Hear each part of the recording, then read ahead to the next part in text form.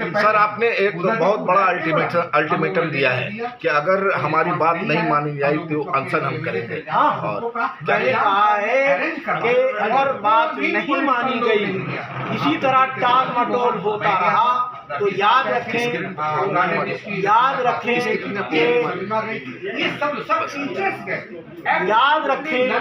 जरूरत पड़ेगी तो आप मरण अनशन करने को हफीजुर रहमान। बहुत बहुत शुक्रिया। इस कॉन्फ्रेंस में टीचर्स रिक्रूटमेंट को लेके भी सवाल खड़े किए गए। सर, इसमें एक सवाल हम जोड़ना चाहते थे कि अंजुमन तरक्की उर्दू हिंद जो है वो कहते हैं कि हम उर्दू के लिए काम कर रहे हैं, तो उसको आप किस नज़रिए से देख रहे हैं? वही लोग जान रहे हैं कि क्या काम कर रहे हैं।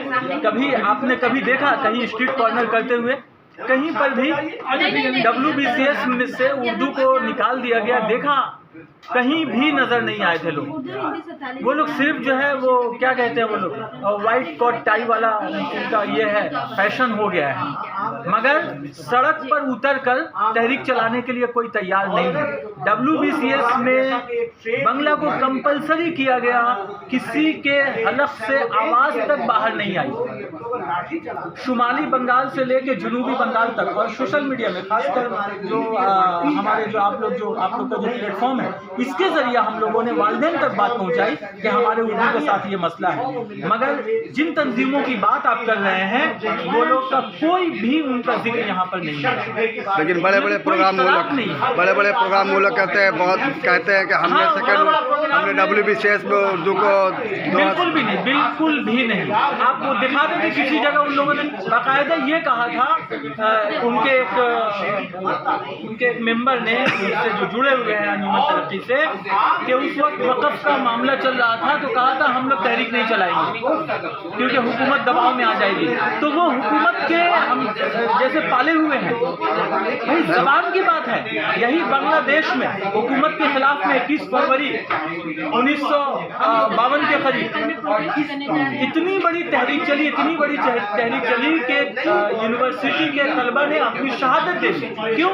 अपने ज़बान को बचाने के लिए, जिसका नतीजा हुआ 1971 में बांग्लादेश की बुनियाद पड़ गई और आज हम लोग हुकूमत से डर रहे हैं। अच्छा, आप ही लोगों ने कहा था नो उर्दू नो वोट, आज बोलकर दिखाइए आप। तो ये एकदम गैर सियासी प्लेटफॉर्म है, बिल्कुल भी सियासत से कोई लेना देना नहीं है। बहुत मुमकिन है कि इसमें बहुत सारे ऐसे लोग हैं जो हुक्मरान जमात को ही वोट करते होंगे, मगर वो अपनी जबान को बचाने के लिए आए। हिंदी उर्दू संथाली कोऑर्डिनेशन कमेटी के जानिब से आज एक प्रेस मीट शेक्सपियर सरानी में किया गया। इस प्रेस मीट का मकसद था कि पूरे मगरबी बंगाल में जिस तरह से उर्दू के साथ नाइंसाफ़ी हो रही है वो नाकाबिले बर्दाश्त है। उर्दू को लेकर जो तंजीमें काम कर रही है वो जब CM से मिलना चाहती तो CM उनसे मुलाकात के लिए वक्त नहीं देती है। उर्दू के जितने भी मतवाले हैं जो एक तहरीक चला रहे हैं, जब वो एजुकेशन मिनिस्टर से मिलने की ख्वाहिश जाहिर कर रहे हैं तो वहाँ तक उनकी रसाई नहीं हो पा रही है। ये सिलसिला पिछले कई बरसों से चला आ रहा। TMC हुकूमत आने के बाद उर्दू को जो तरक्की या तरवीज़ के लिए काम होना चाहिए था वो भी अल्तवा में पड़ा हुआ है। इसको लेकर आज एक तहरीक चलाने के लिए एक प्रेस मीट किया गया। आइए हम सुनते हैं कि जो मुअज़्ज़िज़ मेहमानान थे उन्होंने इस हवाले से क्या कुछ कहा।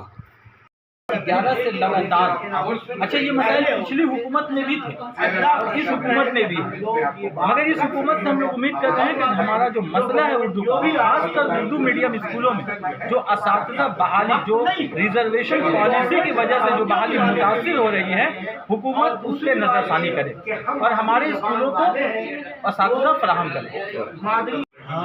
अभी मैंने एक मिसाल आपको दिया, एक मिसाल, सब MPs और MLAs और मिनिस्टर का नाम ले लें, इस पर लंबी फीस कि जावेद खान साहब से बड़ी मोहब्बत थी इसलिए कि मैं किसी और प्लेटफॉर्म पे था, लेकिन वहाँ देखा वहाँ की मसलहत कश्मीर ही डोमिनेट करती है तो मैंने उसे छोड़ दिया। तो मैं उनसे बराबर का मिला तखलिए की गुफ्तगू, लेकिन प्रेस कॉन्फ्रेंस दे दिया। जब ये हुआ प्रॉब्लम्स आए कि उर्दू के हक नहीं मिल रहे हैं तो उन्होंने एक बात कही ना जो भी मैंने आपके सामने रखी कि भाई उर्दू का हक हासिल करने के लिए उर्दू वालों को सड़क पे आना होगा।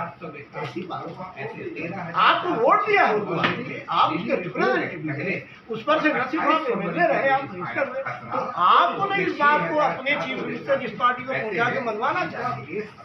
ग्रेटेस्ट एस्केपिज्म, ये बहुत बड़ा धोखा है उर्दू वालों के साथ। उनका भी और दूसरे जो मिनिस्टर हैं उनकी भी यही हालत है कि वो लोग एमपीज हैं, उनसे भी यही है कि बात आप मेमोरेंडम दे दीजिए, वो किनारे रहे।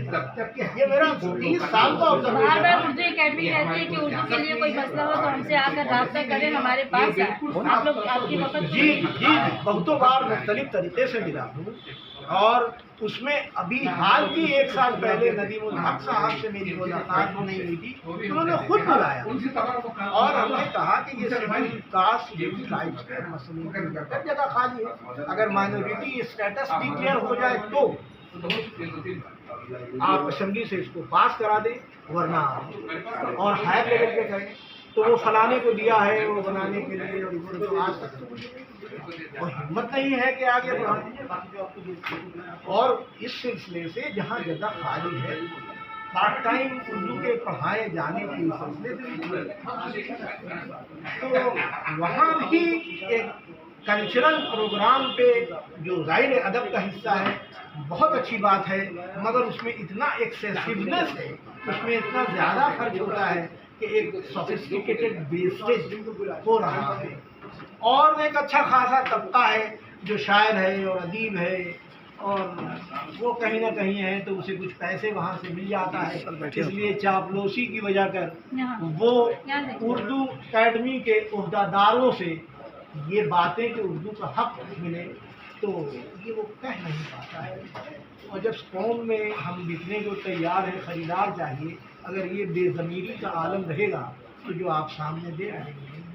सर एक दौर था ना सर के उर्दू के कायद ने कहा था कि नो उर्दू नो वोट। ये आसनसोल में ये हम जब अंजुमन तरक्की उर्दू हिंद से जुड़े हुए थे तो वहाँ ये हमारा स्टेट जो है कन्वेंशन हुआ था और 10,000 लोग मौजूद थे वहाँ।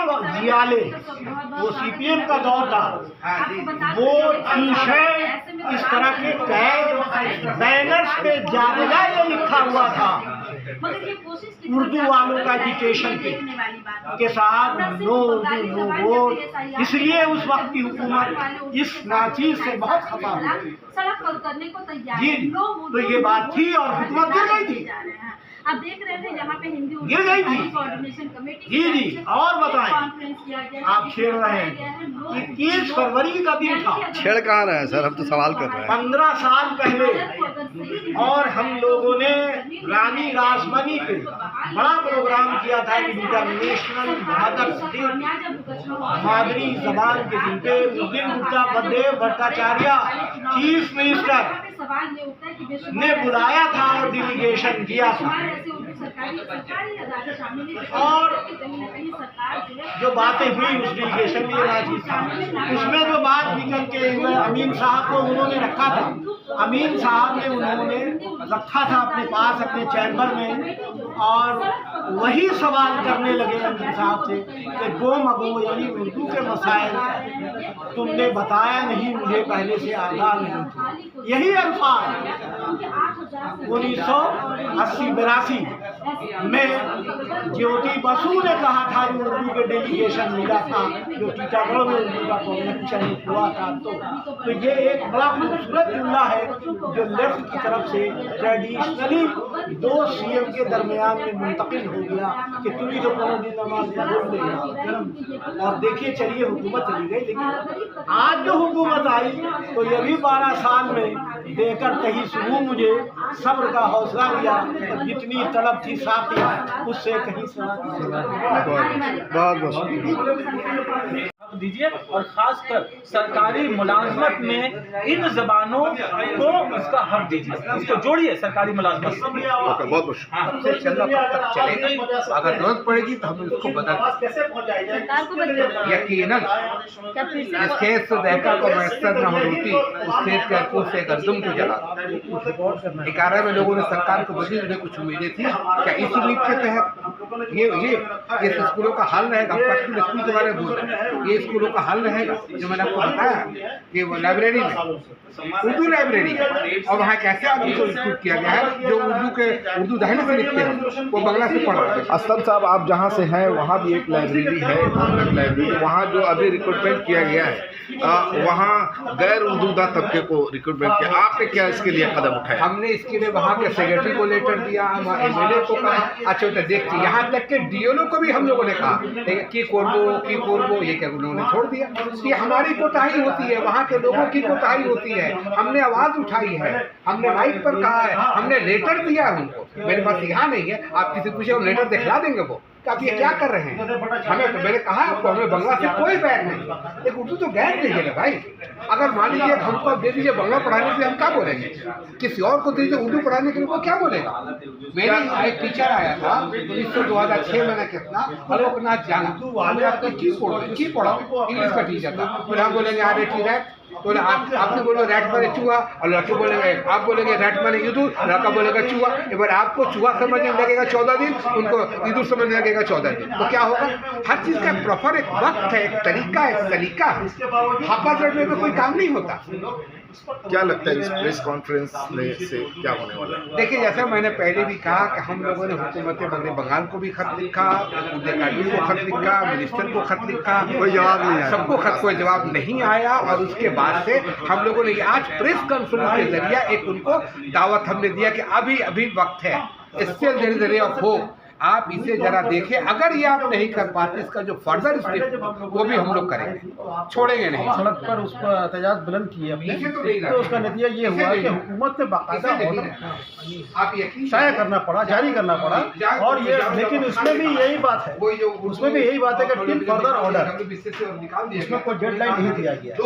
लेकिन इससे पहले जो ऑर्डर था वो 26 तक के लिए था। तो 26 के बाद अभी देखिए, अभी तो 25 का एग्जाम ही नहीं हुआ है, 26 का भी एग्जाम बाकी है।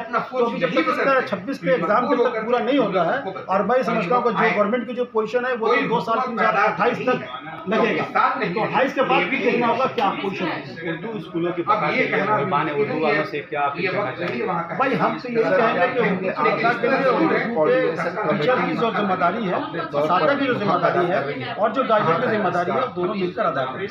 अगर सादा अपनी जिम्मेदारी अदा ना करे और गार्जियन अपनी जिम्मेदारी अदा ना करे, तो उर्दू स्कूल का मैयार कभी बेहतर नहीं होगा। और उर्दू स्कूल का मैयार बेहतर ना होने का सबब यह है कि उसमें हमारे गेस्टर और सादा जो है, 10 टीचर हैं, तो 2 आदमी जो है, 2 टीचर ऐसे हैं जो अपनी जिम्मेदारी अदा कर रहे हैं, बाकी जो है फाकी मार रहे हैं। इलेक्शन अनाउंसमेंट पहले ठीक है किया है कि कुछ बातें गवर्नमेंट तक पहुँचे, ताकि जो भी आइंदा हुकूमत आएगी कम से कम कह सकेगी कि उर्दू वालों ने अपना दर्द हाथ जोड़ के भी कहा है और तेवर बदल। वही आज 50 के आसपास आप लोगों का बहुत बहुत शुक्रिया, आप लोगों ने जहमत फरमाया, इसलिए ये भी जरूर